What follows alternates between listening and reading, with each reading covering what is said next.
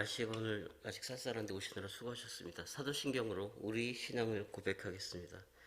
전능하사 천지를 만드신 하나님 아버지를 내가 믿사오며 그 외아들 우리 주 예수 그리스도를 믿사오니 이는 성령으로 잉태하사 동정녀 마리아에게 나시고 본디오 빌라도에게 고난을 받으사 십자가에 못 박혀 죽으시고 장사한 지 사흘 만에 죽은 자 가운데서 다시 살아나시며 하늘에 오르사 전능하신 하나님 우편한 자 계시다가 저리로서 산자와 죽은 자를 심판하러 오시리라. 성령을 믿사오며 거룩한 공예와 성도가 서로 교통하는 것과 죄를 사하여 주시는 것과 몸이 다시 사는 것과 영원히 사는 것을 믿사옵나이다. 아멘. 찬송가 412장 찬송가 412장입니다. 내 영혼을 덮으소서.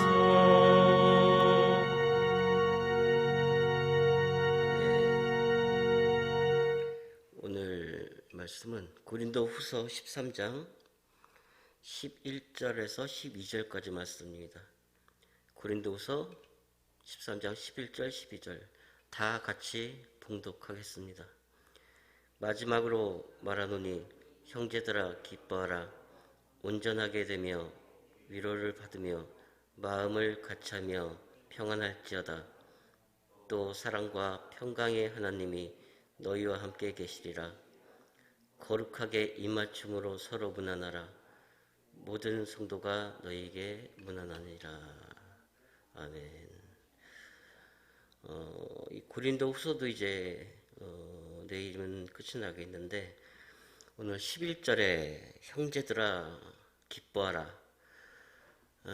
2023년 벌써 이제 얼마가 안 지난 것 같은데 벌써 3월이에요. 이렇게 쭉 돌아보면서 우리가 이제 기뻐하면서 신앙생활을 잘 하고 있나, 기쁨 충만한 삶을 살고 있나 한번 생각해 보게 되고, 세상엔 참 기뻐할 수 없는 일이 지금 너무나 많죠. 대부분 조마조마하고 이것저나 저쩌나 이래도 될까 말까, 사실 안절부절 살면서 이제 염려하는 일이 더 많은 것이 우리의 일상이고, 그렇다 할 정도로 사소한 일에 참 여러 가지 일이 생기는 경우를 많이 봅니다. 근데 우리 예수 그리스도를 믿는 우리 성도는 이 신앙생활에 있어서 기뻐한다는 것이 매우 중요해요. 빌립보서 4장 4절 말씀에도 보면 주 안에서 항상 기뻐하라. 내가 다시 말하노니 기뻐하라 하셨거든요. 예를 들어 보소 내 아들이 시험에 합격하고 하던 사업이 대박이 나고 집 나간 자식이 돌아오고, 이런 세상의 기쁨은 믿지 않는 사람들도 다 기뻐합니다. 사도 바울이 기뻐하라는 말은, 하나님께서 말씀하신 기뻐하라는 말씀은 이런 조건적인 상황에 따른 인간의 그 감정적인 기쁨이 아니라 주님 안에서 누리는 영적 기쁨을 의미하는 거예요. 세상의 환경적인 기쁨은 금방 사라져버리고 또 없어져버리면은 같이 사라져버리는 기쁨이라는 거예요. 그러니까 예를 들면 부자였다가 가난해지면 그 기쁨은 사라지죠. 사업이 잘 돼서 기쁘다가 망하면 세상의 기쁨은 없어져 버리고 같이 사라지는 그런 기쁨이라는 것입니다. 근데 하나님께서 말하는 기쁨은 다른 게 있어요. 이 기뻐하다는 카이레타라고 하는데 원어 자체가 무슨 뜻이냐면 그럼에도 불구하고 조건과 관계없이, 어떤 상황과 관계없이라는 뜻이 포함이 되어 있습니다. 그래서 주님 안에서의 이 기쁨은 이렇게 조건적인 기쁨이 아니라는 것이죠. 사도행전 5장 41절을 보면 사도들은 그 이름을 위하여 능욕받는 일에 합당한 자로 여기심을 기뻐하면서 공의 앞을 떠나니라 했거든요. 예수님께 합당한 자로 쓰이는 것으로 사도들은 채찍질을 당하고 감금을 당하는 고난과 치욕과 순환도 기쁘게 받았답니다. 어떻게 그럴 수가 있었을까? 이게 환경을 지배하는, 내가 처한 환경을 이겨내는, 내가 처한 이 땅에서 어렵고 힘들다 하는 모든 환경을 초월하는 영적 기쁨이라는 것입니다. 믿음은 환경을 지배한다는 거예요. 그러니까 데살로니가전서 1장 6절에 보면 너희는 많은 환난 가운데서 성령의 기쁨으로 말씀을 받아 우리와 주를 본받는 자가 되었으니, 주를 본받는 자는 환난 가운데서도 기뻐한다. 환난 가운데서도 성령의 기쁨으로 말씀을 받아서 주를 본받는 자가 되었다. 그러니까 어떤 환경이든지 어떤 환란이든지 눈물을 흘리는 와중에서도 기뻐할 수 있는 영적 기쁨이라는 것이에요. 그리스도 자녀로 이제 살게 되면서 환난과 그 고난과 어떤 치욕스러움, 절망스러운 상황도 각오해야 하지만 주 안에서 기뻐하면 어떤 세상의 환경들로도 흔들리지 않는다는 거예요. 성령이 주시는 기쁨으로 성령 충만하면 우리가 역경에 처했을 때도 하나님이 도우심이 함께하며 어느새 내 처한 환경은 느껴지지 않고 주님이 주시는 평안이 오고 세상 것이 덜 보이게 되는 거죠. 영적인 그 욕구가, 영적인 목마름이 채워지면 주님이 주시는 평안이 옵니다. 영적인 것이 채워지면 세상의 것이 덜 보이게 되는 거예요. 그래서 기뻐하라, 항상 기뻐하라, 쉬지 말고 기도하라, 범사에 감사하라. 이게 성령 충만과 묶여 있습니다.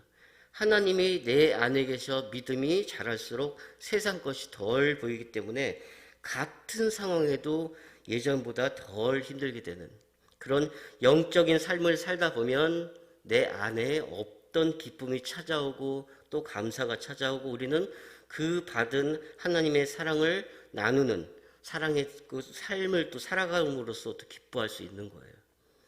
또 그렇게 기쁨으로 이제 살아가면서 또 내가 받은 기쁨을 서로 나누고 성도들 간에 위로해서 디모데후서 그 3장 16절 17절에 보면은 그 모든 성경은 하나님의 감동으로 된 것으로 교훈과 책망과 바르게 함과 의로 교육하기에 유익하니 이는 하나님의 사람으로 온전케 하며 모든 선한 일을 행하기에 온전케 하려 함이라.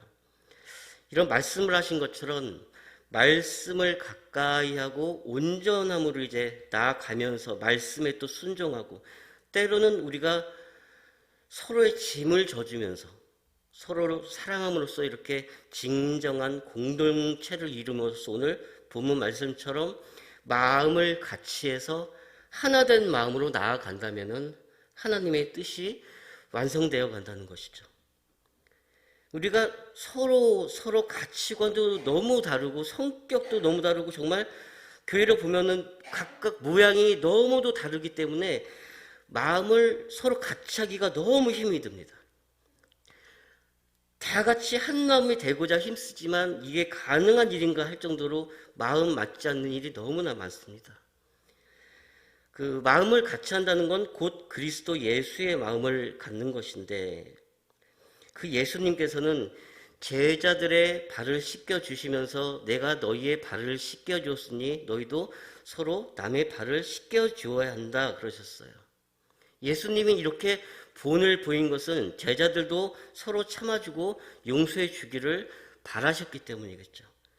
근데 모두가 이런 예수님의 마음을 닮아가는 신앙 생활을 한다면 얼마나 좋겠습니다마는 마음을 같이 하기 위해서는 한쪽이 져주고 용서하는 수밖에 없어요.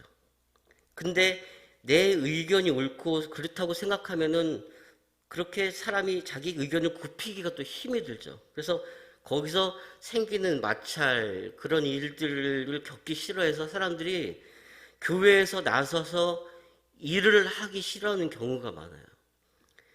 그래서 또 같이 일을 하면은 져주는 사람은 또 맨날 져줍니다. 그러니까 또 그렇게 져주는 사람은 교회에서 사람들이 또 얕잡아 봐요. 그러면 또 그 사람은 또 시험이 들어서 교회에 안 나오고. 가만 보면은 저희 어머니가 이렇게 져줍니다, 항상. 그런 사람들이 교회 안에서 얕잡아 봐요. 참 그런 경우를 어릴 때부터 많이 봤습니다. 그러면은 그 어릴 적 때 보면은 어머니 따라 이제 금요철야를 다녔거든요. 저는 이제 아기 때니까 그냥 따라서 가는 건데 새벽까지 그 산에 가서 새벽까지 예배를 드리고 그 컵라면을 또 먹고 참 그때 교회를 가는 게 너무나 즐겁고 예배 드리는 날만 이제 손꼽아서 기다리던 그 옛날 한국 교회 부흥기 때 그 한 마음으로 뭉쳤던 참 봉사들도 시키지 않아도 많이 하고 그랬잖아요. 그때처럼 한국 교회가 다시 한번 부흥의 역사가 일어나면 얼마나 좋을까 하는 생각이 듭니다. 오늘 본문 12절에 모든 성도가 너희에게 문안하느니라. 그는 이제 그 마케도냐 성도를 지칭합니다. 고린도인들이 기뻐하며 온전케 되며 위로를 받으며 마음을 같이하며 평안하는 역사가 나타나서 그리스도로 구원을 받은 이들로서 성도들의 문안과 교제를 이야기하고 있어요. 고린도서를 통해서 바울의 안타까운 심정, 또 고린도인을 향한 깊은 사랑, 때론 바울이 그렇게 하지 말라는 자기 자랑까지 하면서 거짓 선생들에게 사로잡힌 고린도인들을 바로잡으려고 애쓰는 모습, 그런 모습들을 보면서 현대 교회에 지금 잘못된 것을 생각나게 하고 또 바른 복음이 무엇인지 다시 한번 생각하게 되는 고린도 후서였습니다. 내일은 목사님이 이제 마지막 절 고린도서 그 후서의 마지막 절은 축도로 끝이 납니다. 이제 내일 마지막에 그 정리를 목사님 해주시겠고, 우리 성도님들은 주님 안에서 이렇게 항상 기쁨과 평안을 누리는 저와 여러분 되시길 소망합니다. 그것이 우리를 향하신 하나님의 뜻이기 때문입니다. 기도하겠습니다. 하나님 아버지, 저희가 어두나에서 때로는 기뻐하는 삶을 살지 못하는 것을 회개합니다. 아버지, 어떠한 환경에 처해 있을지라도 하나님을 바라봄으로 이겨낼 수 있도록 도우시며 우리 나오지 못한 모든 신성교회 성도님들 살펴주셔서 사랑이 없는 자들에게 사랑을, 감사할 수 없는 처지에 있는 이들에게 감사를, 기쁨이 충만하지 않는 성도님에게 기쁨을 주는 우리 모두 예수님 중심의 삶을 살도록 도우시며 은혜 베풀어 주시옵소서. 점점 힘들어지고 악한 때에도 이렇게 다른 길로 빠지지 않도록 우리의 마음을 잡아주시는 하나님 아버지 감사합니다. 올 한 해도 말씀으로 지켜주시고 이 마지막 때에 우리는 항상 깨어 기도하는 삶을 살 수 있도록 도우셔서 우리가 언젠가 주님 앞에 설 때 주님께서 잘했다 칭찬받을 수 있는 모두가 되도록 인도해 주시옵소서. 이렇게 매일 새벽에 나오시는 성도님들 영육간에 강건케 해 주시고 한 분 한 분의 기도에 귀를 기울여 주시고 은혜 베풀어 주시옵소서. 모든 말씀 예수님의 이름으로 기도드립니다. 아멘. 자, 주기도로 예배 마치겠습니다. 하늘에 계신 우리 아버지여, 이름이 거룩히 여김을 받으시오며 나라가 임하시오며 뜻이 하늘에서 이루어진 것 같이 땅에서도 이루어지리다.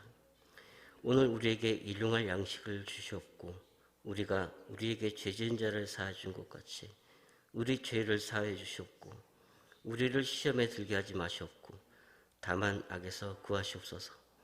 나라와 권세와 영광이 아버지께 영원히 있었나이다. 아멘. 자유롭게 기도하고 쉬고 돌아가시고 오늘도 하나님의 평안이 함께하는 하루가 되시길 바랍니다. 감사합니다.